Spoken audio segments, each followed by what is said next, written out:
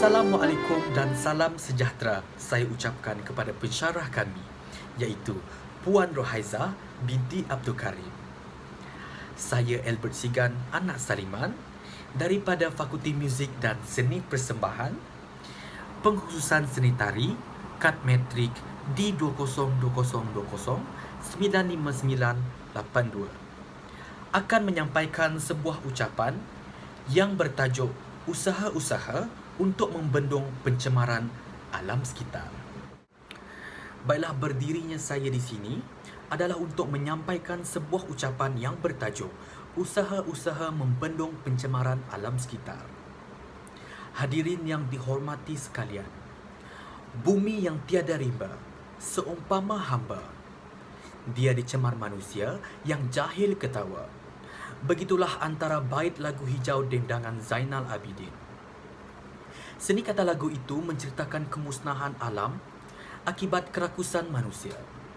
Sikap manusia memang menjadi faktor utama pencemaran alam sekitar. Buktinya, kini berlaku perubahan cuaca yang tidak menentu, penipisan lapisan ozon, banjir kilat, kenaikan suhu global dan pencemaran udara serta air bertoksin. Ketika ini, pelbagai pihak yang tampil untuk mempromosikan usaha untuk memelihara alam sekitar menerusi media secara serius. Namun usaha tersebut masih di dalam peringkat awal. Kerana majoriti masyarakat seolah-olah belum peka dengan masalah alam sekitar. Banyak pihak yakin cara terbaik untuk memelihara dan memulihara alam sekitar adalah dengan memberikan pendidikan awal kepada golongan kanak-kanak berkaitan alam sekitar. Mengikut pepatah, melentur buluh biarlah dari rebungnya adalah pepatah yang tepat untuk usaha ini. Penonton yang dihormati, banyak lagi usaha yang boleh kita lakukan, termasuk mengasuh mereka menggunakan sumber alam secara berhemat, terutamanya penggunaan air dan juga elektrik. Sebagai contoh, air mandian dan basuhan boleh dikitar semula untuk menyiram pokok. Contoh yang lain, lampu dan peralatan elektrik lain perlu ditutup jika tidak digunakan lagi. Selain itu, menggalakkan mereka membuang sampah di tempat yang disediakan dan juga mendidik mereka untuk mengitar semula dengan mengasingkan jenis-jenis sampah yang boleh dikitar semula dan yang tidak boleh dikitar semula, seperti botol, plastik, kaca dan kertas.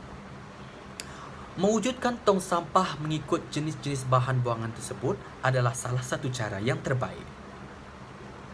Kita perlu mengajar anak-anak mengumpulkan bahan buangan seperti tin aluminium dan surat khabar lama dan seterusnya dibawa ke pusat kitar semula. Cara ini juga boleh menambahkan tabungan mereka. Mendidik anak-anak membuat baja kompos dengan sisa makanan dan baja tersebut digunakan untuk pokok, bunga atau sayur-sayuran yang ditanam di halaman. Dengan ini, mereka akan turut dididik dengan konsep berbakti kepada tanah.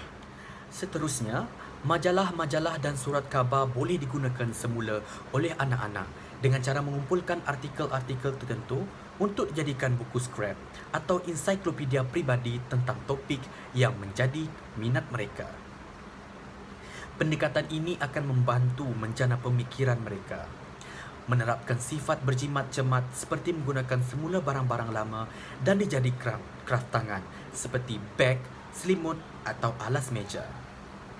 Tin atau botol plastik pula boleh diubah suai menjadi tabung, bekas alat tulis ataupun arca. Pakaian anak-anak yang tidak lagi digunakan mungkin boleh didermakan kepada rumah-rumah kebajikan ataupun anak yatim. Cara ini dapat mendidik mereka menjadi pemurah selain menggalakkan menyertai program berkaitan pemeliharaan alam sekitar.